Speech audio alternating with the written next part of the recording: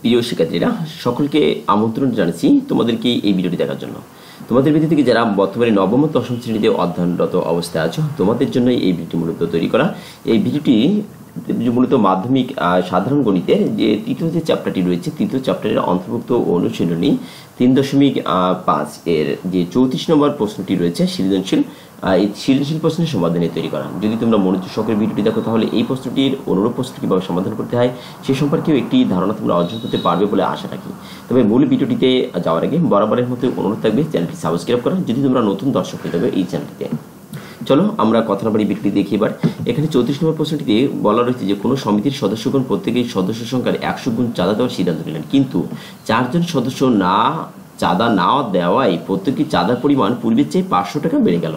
সমিতির সদস্য সংখ্যা এক্স এবং মোট চাঁদা পরিমাণ এ হলে এদের মধ্যে সম্পর্ক নির্ণয় করো। এখন আমরা এই তথ্যের আলোকে এদের মধ্যে একটি সম্পর্ক তৈরি করব। সমিতির সদস্য সংখ্যা এক জন, এখানে চাঁদার পরিমাণ দিচ্ছে কত, সদস্য সংখ্যার 100 গুণ চাঁদা দেওয়ার সিদ্ধান্ত নিলেন, তাহলে 100 গুণ বলতে 100 এক্স টাকা চাঁদা দিচ্ছে। একজনের চাঁদা পরিমাণ কত হবে, তাহলে 100 জনের চাঁদা দিচ্ছে 100 এক্স টাকা করে, তাহলে একজনে চাঁদা দেবে কত, মোট কিন্তু সদস্য সংখ্যা একজন আর একজনে চাঁদা দিচ্ছে 100 এক্স টাকা করে, তাহলে মোট চাঁদার পরিমাণ হবে 100 এক্স গুণ এক্স টাকা। 100 এক্স গুণ এক্স টাকা। দেখো এখানে দেওয়া রয়েছে যে সমিতির সদস্য সংখ্যা এক্স, প্রত্যেকে চাঁদা দেয় 100 এক্স টাকা, একজনের চাঁদার পরিমাণ এক্স ডট গুণন এটা 100 এক্স সমান 100 এক্স স্কয়ার টাকা। এটা হচ্ছে আমাদের বের হয়েছে যে একজনের চাঁদা পরিমাণ। আবার বলা রয়েছে যে মোট চাঁদা পরিমাণ যদি এ হয় তাহলে এ বলতেই কত, 100 এক্স স্কয়ার। সম্পর্ক হচ্ছে কি এ ইকুয়াল 100 এক্স স্কয়ার টাকা। এবার চলে যাচ্ছে আমরা খ নম্বর প্রশ্নটিতে। খ নম্বর প্রশ্নটিতে বলার ছিল যে সমিতির সদস্য সংখ্যা মোট চাঁদা পরিমাণ নির্ণয় করো। সমিতির সদস্য সংখ্যা মোট চাঁদার পরিমাণ নির্ণয় করো। এখন 4 জন চাঁদা না দেওয়ায় সদস্য সংখ্যা 4 জন কমে যাবে, অর্থাৎ আমাদের দেখো যে এখানে বলা হচ্ছে যে কোনো কিন্তু 4 জন সদস্য চাঁদা না দেওয়ায় প্রত্যেকে চাঁদা পরিমাণ পূর্বের চেয়ে 500 টাকা বেড়ে যাচ্ছে, তাই না? তাহলে 4 জন চাঁদা দিচ্ছে না, তাহলে প্রথমে আগ্রহী এই যে চাঁদার সংখ্যা ছিল, যে সদস্য সংখ্যা ছিল এক্স জন, সেখান থেকে 4 জন বাদ যাবে, এক্স মানে 4 জন হবে। তাহলে এক্স মানে 4 জন প্রত্যেকে চাঁদা প্রদান করেন, কত করে চাঁদা প্রদান করেন, এক্স মানে 4 জনের প্রত্যেকে চাঁদা প্রদান করেন, যে পূর্বের চেয়ে কত করে বেড়ে গিয়েছে, 500 টাকা করে বেড়ে গেছে। তাহলে আমাদের 100 এক্স জন চাঁদা মানে এত টাকা দিচ্ছে প্রত্যেকেই, কিন্তু চাঁদা যেহেতু পরবর্তীতে বাড়ছে আর 500 টাকা করে, তাহলে মোট টোটাল চাঁদা দিতে হচ্ছে কত, 100 এক্স যোগ 500 টাকা।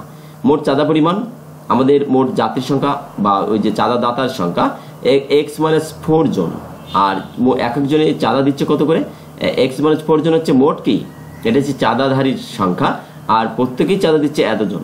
মনে করো প্রতি একজনের টাকা দিচ্ছে 20 টাকা, সদস্য সংখ্যা যদি 5 জন হয় তাহলে 5 20 100 টাকা উঠবে, এই ধরনের। আচ্ছা আমাদের এটা কি চাঁদাধারীর সংখ্যা মানে চাঁদা দেওয়ার যে মোট সংখ্যা লোকের সংখ্যা এতজন, আর প্রত্যেকেই একজনে দিচ্ছে এত পরিমাণ টাকা, তাহলে মোট চাঁদা পরিমাণ হবে একে এই দ্বারা গুণ করলে, তাহলে মোট চাঁদা পরিমাণ ওটাকে আমরা গুণ করে দেবো।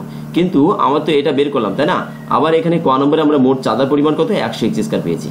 আমরা ওই যে একজনের চাঁদা পরিমাণ বের করে 100 এক্স স্কয়ার, তাহলে প্রশ্ন অনুসারে কি হয়, 100 এক্স স্কয়ার ইকুয়াল এই যে এক্স মাইনাস 4 ইন্টু এটা পেয়েছি আমরা। এখন এটুকু সরলীকরণ করতে হবে, এই যে 100 এক্স স্কয়ার ইকুয়াল এই যে গুণ করে দাও 100 এক্স আর এক্স, তাহলে 100 এক্স স্কয়ার এই 100 এক্স স্কয়ার হয়, আর এখানে আমরা আরেকটু গুণ করে নিই, তাহলে আমাদের জন্য সহজ হয়। এখানে গুণ করে সরাসরি ক্যালকুলেশনে চলে যাওয়া হয়েছে, তাহলে এক্স আর এক্স তাহলে কত হয়, 100 তো এক্স স্কয়ার মাইনাস, ঠিক আছে, এই এক্স এর সাথে যদি আমি গুণ করে দিই, দেখো এই এক্সটা যদি এর সাথে গুণ করে দিই তাহলে 500 এক্স প্লাস 500 এক্স হলো, তাহলে এই মাইনাস 4 দিয়ে যদি এর সাথে গুণ করি তাহলে মাইনাস 400 এক্স, মাইনাস কত 400, এই 400 এক্স হয়, আর এই যে 4 দিয়ে এর সাথে যদি গুণ করে দিই তাহলে কত হয়, তাহলে এটা হচ্ছে আবার 4, তাহলে মাইনাস 4 + 20, তাহলে 2000 হয়, 2000 হয়। এখন এটা আমার এটা আগে লিখছে আর এটা পরে লিখছে, সমস্যা নাই, এটা একই কথা, অর্থাৎ এরা এই এক্স দিয়ে এই 100 এক্স দিয়ে এর সাথে গুণ করেছে এক্স 100 এক্স স্কয়ার, 4 আর 100 গুণ করলে 400 এক্স, এই 5 আর এই 500 আর এক্স গুণ করলে 500 এক্স, এই মাইনাস আর প্লাস মানে মাইনাস 4 আর 500 এই 2000 হয়। এখন এখান থেকে দেখো 400 থেকে 500 যদি বাদ দিয়ে দেওয়া হয় তাহলে কিন্তু কয়টা এক্স থাকে, এখানে 100, এটা যদি এই 100 এক্স স্কয়ার 100 এক্স স্কয়ার থাকলো, মানে টোটাল উভয় পক্ষের সমমানের না, এই কারণে বাদ গিয়েছে। যদি আমরা একটু সাজায় লিখতে চাই, দেখো এই পাশে মনে করো তোমার 100 এক্স স্কয়ার মাইনাস কত রয়েছে 100 এক্স স্কয়ার, এইটাকে আমি পক্ষান্তর করলাম তাহলে মাইনাস হয়ে যায়, আর এই 400 থেকে 500 বাদ যদি যায় তাহলে কিন্তু প্লাস 100 থাকে, কত থেকে প্লাস 100। তাহলে আমার এখানে কত থাকছে, এই পাশে থাকছে কত প্লাস 100x আর মাইনাস কত এই 2000 থাকে। এখানে দেখো এখন যদি এইটা বাদ যায় তাহলে এখানে কি থাকবে, এই 100 এই পাশে কিছু থাকবে না, শূন্য থাকে, তাহলে 100x মাইনাস কত এই 2000 থাকবে 2000। এখন যদি আমরা পক্ষান্তর করি এই 2000 কে যদি এই পাশে নিয়ে আসি তাহলে 2000 সমান কত 100 এই 100x হয়। যদি একটু ঘুরিয়ে লিখি আমরা একটু তাহলে এই 100x ইকুয়াল কত হয় 2000, 100x ইকুয়াল কত 2000 হয়। তাহলে আমরা এই 100 2000 পাচ্ছি। তাহলে এই যে x এর মান যদি আমরা x টাকে বাম পাশে রেখে যদি 100 কে পক্ষান্তর করি তাহলে 2000 এর নিচে যায়, অর্থাৎ 2000 কে যদি আমরা 100 দিয়ে ভাগ করে দিতে চাই এই 100 তাহলে 20 হয়। তাহলে সমিতি x ইকুয়াল 20, সমিতির সদস্য সংখ্যা 20 জন। তাহলে মোট চাঁদা পরিমাণ আমাদের ছিল 100x স্কয়ার, x এর মান আমরা পেয়েছি 20, সেই 20 যদি 100x স্কয়ার এই 100x স্কয়ার এই x এর জায়গায় যদি আমরা বসিয়ে দিই এই 20 তাহলে 20 এর পরে স্কয়ার হবে, তাহলে 20 এর স্কয়ার করলে কত হয় 400 হয়, 4 এবং দুটো শূন্য হয় 4, তার সাথে যদি 100 গুণ করে দিই তাহলে আমাদের মানটা চলে আসে। ক্যালকুলেটর ব্যবহার করবে এখানে, অর্থাৎ এই 100 গুণ আমরা এই 20 2 এর স্কয়ার করলে 4, অর্থাৎ এখানে 20 গুণ 20 তাই না, অর্থাৎ এরকম 400 হয়ে যাবে 20 গুণ 20, অর্থাৎ এই 20 গুণ 20 যদি গুণ করে 2 2 4 দুটো শূন্য। এবার এর সাথে এটা গুণ করে দাও, গুণ করে দিলে আমাদের 4 কে 4 আর এখানে 2 শূন্য 2 শূন্য মোট 4টে শূন্য চলে আসে। ঠিক আছে, স্বাভাবিক হিসাব অনুযায়ী ক্যালকুলেটর না ধরলেও হবে। তাহলে গ নম্বর প্রশ্নটিতে আবার কি বলছে, গ নম্বর প্রশ্নটিতে বলছে যে মোট চাঁদার 1/4 অংশ, চাঁদার পরিমাণ তাহলে মোট কত দিয়েছিল সেটা আমাদের বের করতে হবে। এবার মোট চাঁদার পরিমাণ, এখানে আমরা মোট চাঁদার পরিমাণ এই যে 40,000 টাকা। এখন এই 40,000 টাকার আমাদের এটা আবার বিনিয়োগ করছে না যে এত 1/4 অংশ 5% হারে এবং অবশ্যই 4% 2 বছরের জন্য সরল মুনাফায় বিনিয়োগ করা হলে মোট মুনাফা নির্ণয় করো। তাহলে 2 বছরের জন্য সরল মুনাফায় বিনিয়োগ করছে 1/4 অংশ 5% এবং অবশ্যই 4% হারে। তাহলে আমরা এইটির হিসাব করবো। এবার খ নম্বর থেকে হতে পাই সদস্যের মোট চাঁদা পরিমাণ 40,000 টাকা। তাহলে 40,000 টাকার 1/4 অংশ সমান 40,000 এর 1/4 অংশ 10,000 টাকা হয়, 1/4 অংশ 10,000 টাকা। তাহলে বাকি টাকা কত 40,000 বিয়োগ 10,000 তাহলে 30,000 টাকা থাকে। তাহলে অবশিষ্ট টাকা বলতে 30,000। তাহলে এই 10,000 টাকা আর 30,000 টাকা এরা বিনিয়োগ করছে, ঠিক আছে, 2 বছরের জন্য বিনিয়োগ করছে 5% এবং 4% হারে।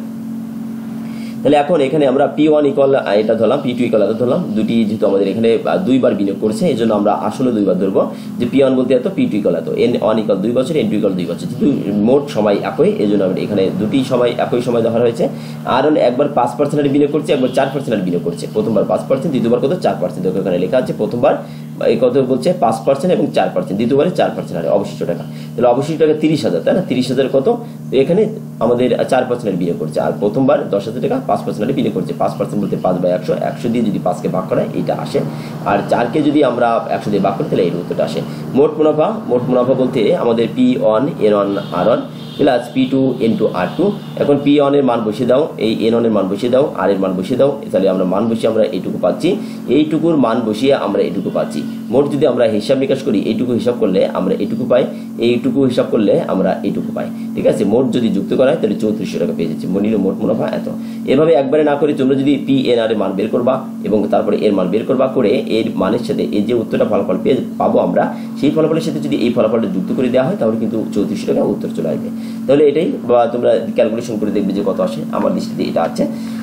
আমরা পরে এই ভিডিওটি সর্বশেষ পর্যায়ে চলে যাচ্ছি। পরবর্তী যে প্রশ্নটি রয়েছে এটি আমি অন্য আরেকটি ভিডিও তৈরি করে সেটি আপলোড দেবো, সেই ভিডিওটি দেখার আমন্ত্রণ রইল। এতক্ষণ যাবত ভিডিওটি মনোযোগ সহকারে দেখার জন্য তোমাদের সকলকে ধন্যবাদ জানাচ্ছি। ভালো থেকে সবাই, ধন্যবাদ সকলকে।